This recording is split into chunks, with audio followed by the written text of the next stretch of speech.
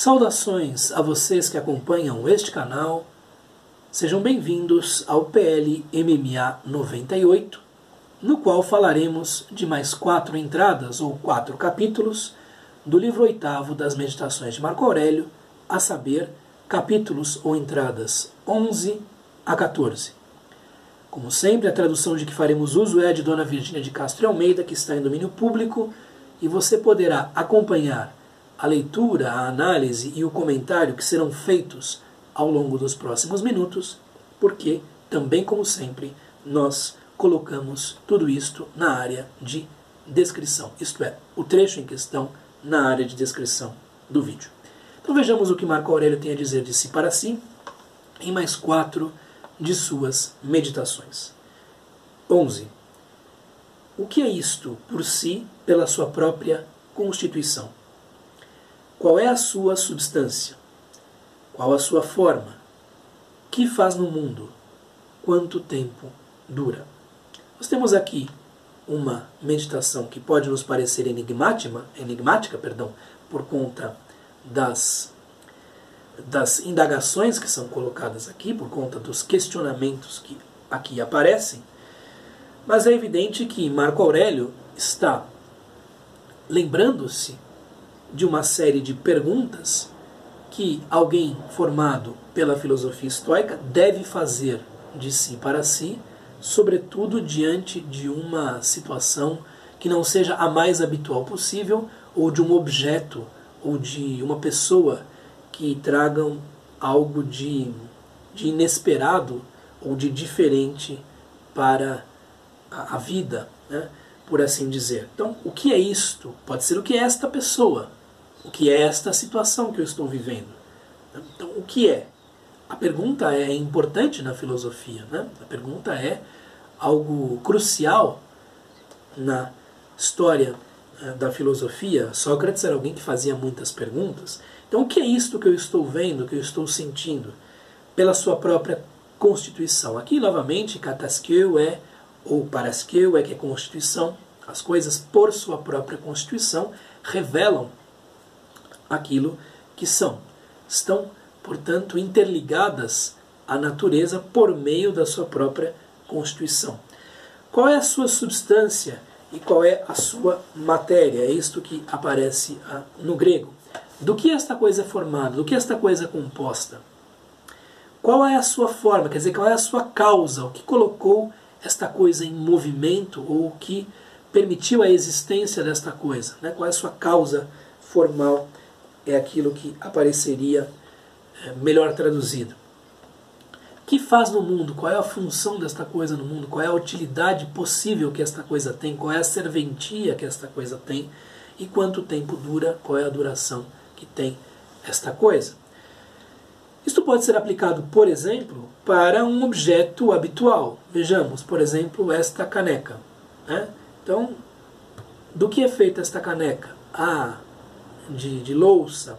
Quanto tempo ela dura? Ela dura, enfim, uma certa quantidade de anos. O que faz no mundo? Qual é a sua utilidade? Então, se eu me afeiçoar demais a esta caneca, eu terei problemas ao lidar com a possível quebra ou o possível roubo dela. Ela pode ser roubada, pode me ser subtraída, eu posso perdê-la, ela pode quebrar, se partir, ela pode ficar lascada, ela pode ficar num lugar da casa que eu não olho mais, né? E se eu não entender qual é a constituição desta coisa, propriamente, se eu não me indagar acerca disso, eu posso criar um apego a esta coisa. E este apego necessariamente me conduzirá num caminho de sofrimento, num caminho de labilidade, de suscetibilidade e de apego, algo que os estoicos procuram evitar. Seabra traduz a entrada de número 11 da seguinte maneira: que é isto em si mesmo, conforme sua particular constituição. Qual verdadeiramente lhe é o substancial e o material? É interessante que aqui aparecem os dois termos, né? Tanto Ossia quanto Hulé. E qual a sua causa formal? O que criou isso? Né? E o que faz no cosmos, o que faz no próprio universo, né? E quanto tempo subsiste. Isso pode ser colocado com relação aos próprios seres humanos, né? Quem é esta pessoa que está diante de você? Quanto tempo ela vai durar? Quanto tempo ela vai viver? Né? Qual é a função dela no cosmos? E por aí vai. Isso pode ser aplicado a objetos ou a pessoas. É claro que quando se aplica a pessoas, há um cuidado que se deve ter, né, para não cairmos numa insensibilidade completa. 12. Quando te custa arrancar-te ao sono, pensa que pela tua constituição e natureza humana te compete executar ações úteis à sociedade e que a faculdade de dormir te é comum com os irracionais. Ora, o que é mais próprio, mais natural e até mais agradável a cada ser é justamente o que compete à sua natureza. Mais uma daquelas meditações em que Marco Aurélio vai insistir naquilo que é a nossa própria natureza.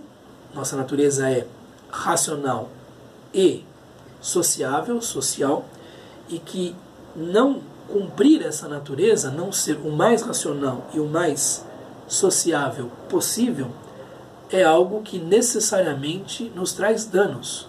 É algo que é se furtar a ser humano estoicamente compreendido. E mais uma vez nós vamos ver Marco Aurélio falando desta situação de levantar-se, de acordar, o que nós já tínhamos visto em Meditações 2.1 e 5.1, sobretudo. Aqui há um paralelo bastante estreito entre esta meditação e aquilo que vemos no início do livro 5º, na entrada ao capítulo de número 1. Então, quando é difícil se levantar, quando te custa arrancar-te ao sono, quando está sendo penoso despertar, pensa no seguinte, tem isto em mente. Pela tua constituição e natureza, te compete executar ações úteis à sociedade. Então, o seu senso de koinonia, de comunidade, e por que não, de dikaiosune, de justiça, tal como os estoicos compreendiam esta virtude, são coisas que têm de ser levadas em consideração. É para isso que você está vivendo, para ser útil aos outros, para ajudar os outros. E neste processo de ajudar os outros, é evidente que há objetivos próprios que são atingidos ou não, né? E que a faculdade de dormir te é comum com os irracionais, com os animais irracionais. Então, você fica na cama mais tempo do que é necessário, você está afirmando a sua irracionalidade, por assim dizer. Você não está cumprindo a sua natureza e a sua constituição próprias de ser humano. Você está se furtando a algo que é próprio do ser humano para refugiar-se em algo que é próprio dos irracionais. O que nos faz propriamente humanos não é o fato de que dormimos, porque isso é algo que compartilhamos com os seres irracionais. Ora, o que é mais próprio, mais natural e até mais agradável a cada ser é justamente o que compete à sua natureza. Então, você quer ser mais agradável a si mesmo? Levante-se e vá fazer alguma coisa útil, alguma coisa que tenha relevância para os outros. Não fique rolando na cama. É interessante ver Marco Aurélio se prendendo mesmo a estes detalhes aparentemente fúteis da vida, aparentemente comezinhos demais da vida, e confessando-se aqui, de certo modo, alguém que tinha problemas para acordar de vez em quando, alguém que se sentia desencorajado para lidar com as suas tarefas muito complexas e muito cheias de responsabilidades no seu dia a dia. E é interessante ver como é que ele vai buscar naquilo que tinha aprendido com a filosofia um elemento para motivá-lo, para fazê-lo despertar. É necessário, portanto, ter em mente que se está levantando para cumprir uma função que tem uma relevância na economia geral das coisas e por aí vai, né? Então ainda mais, pode ser ainda mais agradável ser útil, ter serventia, servir ao bem comum, do que ficar na cama, rolando, enfim, nos braços de Morfeus. 13. Constantemente e sendo possível, a cada ideia que te ocorra, aplica a ciência da natureza, da moral e do raciocínio. Bom, aqui não é uma boa tradução, né? Em primeiro lugar, não é ideia, é representação, é fantasia, né? Ou impressão. Pode ser estímulo também. Vamos ver aqui como o Seabra coloca. Continuamente e, se possível, a todas as representações, investigar os princípios da natureza, os da paixão, os da dialética. Muito bem. Nós temos, portanto, 3 termos que aqui aparecem, né? Sempre que possível e de maneira consistente, persistente, frequente, né? Nós temos que investigar, testar as fantasias, as representações, valendo-nos dos princípios da ciência, do conhecimento que nós colhemos naquilo que está aqui expresso como fisiologein, portanto, algo ligado à physis, a própria constituição da natureza. Primeiro estudamos a natureza para depois entendermos como essa natureza nos atinge. Segundo os princípios daquilo que está aqui expresso como pathologein, portanto, o logos próprio, a lógica própria das pathe, das paixões, daquilo que é a confusão ou a perturbação da própria interioridade humana. E segundo, os princípios que são próprios da dialética, né? Dialectikeuestai, né? Então, os princípios próprios da dialética, da lógica, do funcionamento da nossa própria razão individual. Então, ter estes princípios à mão ou em mente é algo que ajuda o indivíduo a testar essas representações segundo princípios, noções que a filosofia ensina.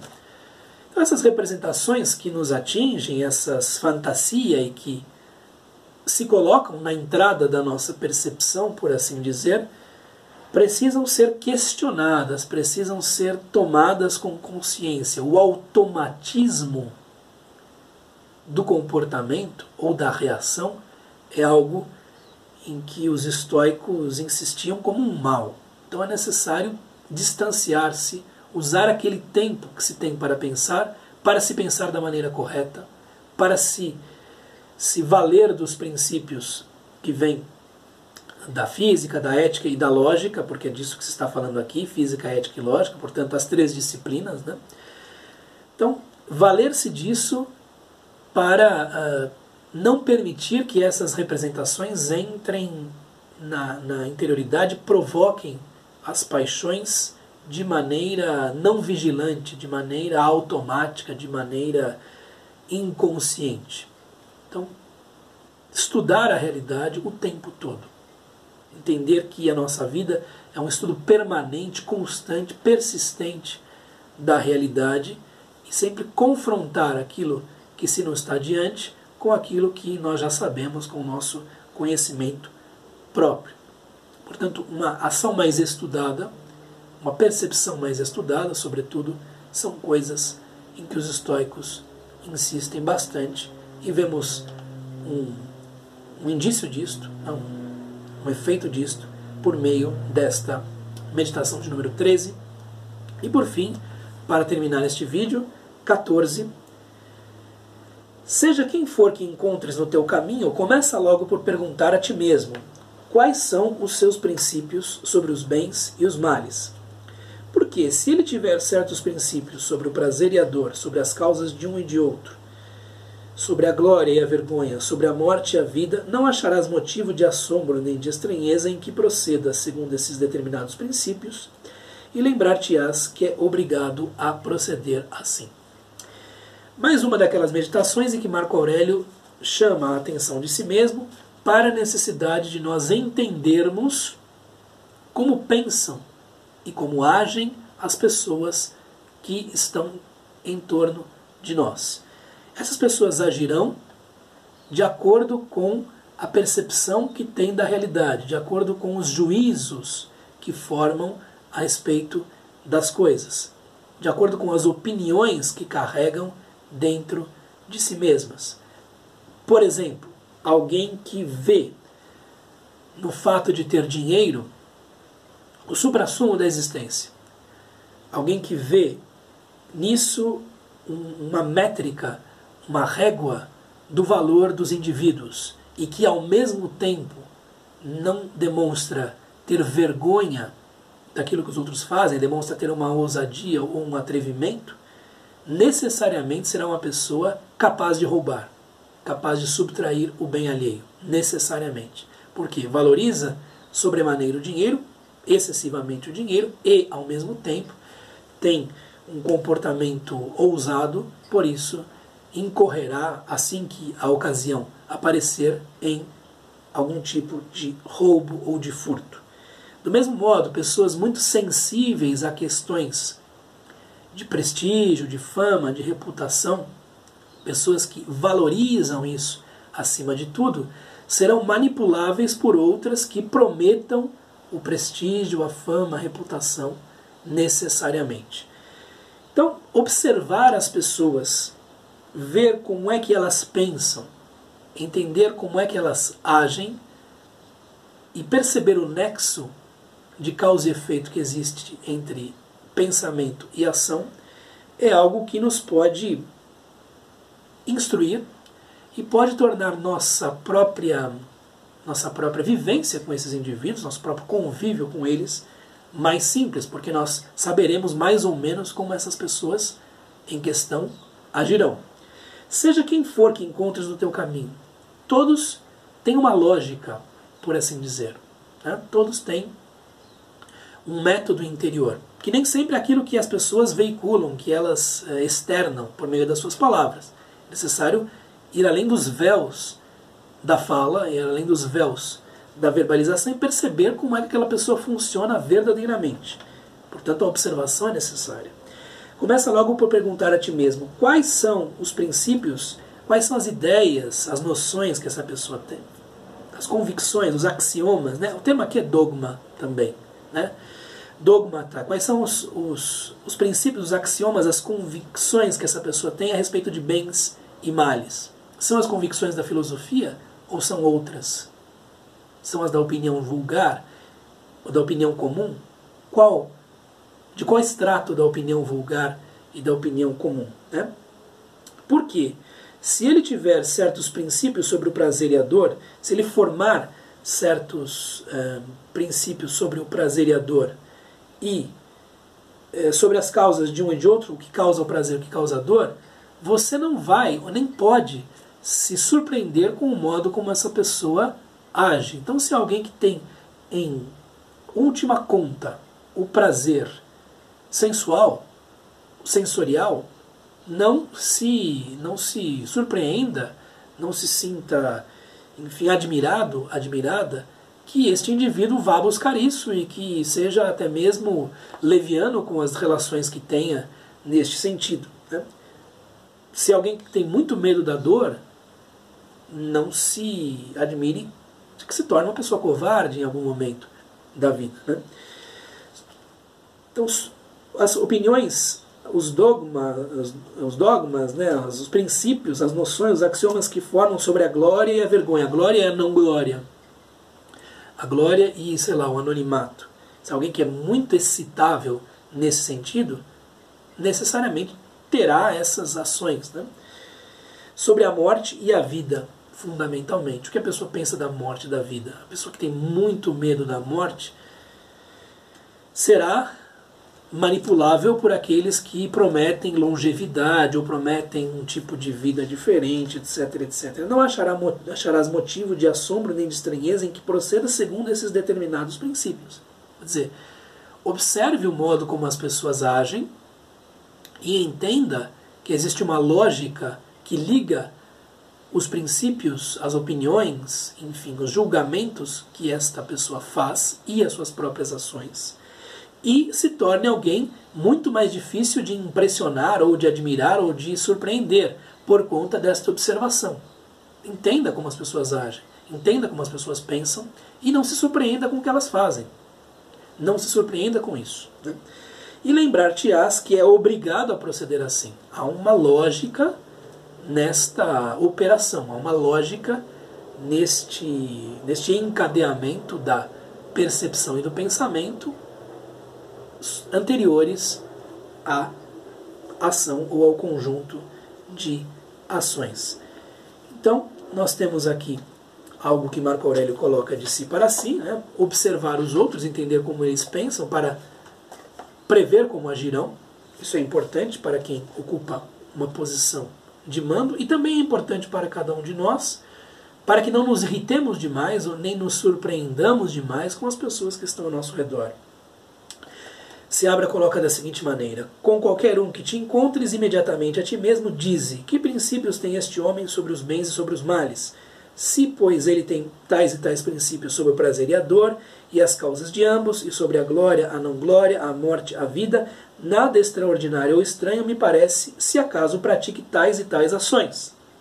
E lembrar-me-ei de que é constrangido, de que é constrangido a agir assim. É forçoso que haja assim, é necessário que haja assim, tendo-se em vista os pensamentos que esta pessoa tem, ou que esta pessoa de fato nutre em si mesma, no interior de si própria. Muito bem, eis mais 4 meditações de Marco Aurélio. Nós continuamos com o PLMMA, se a fortuna assim o quiser, no próximo vídeo. Um abraço, até mais. Tchau.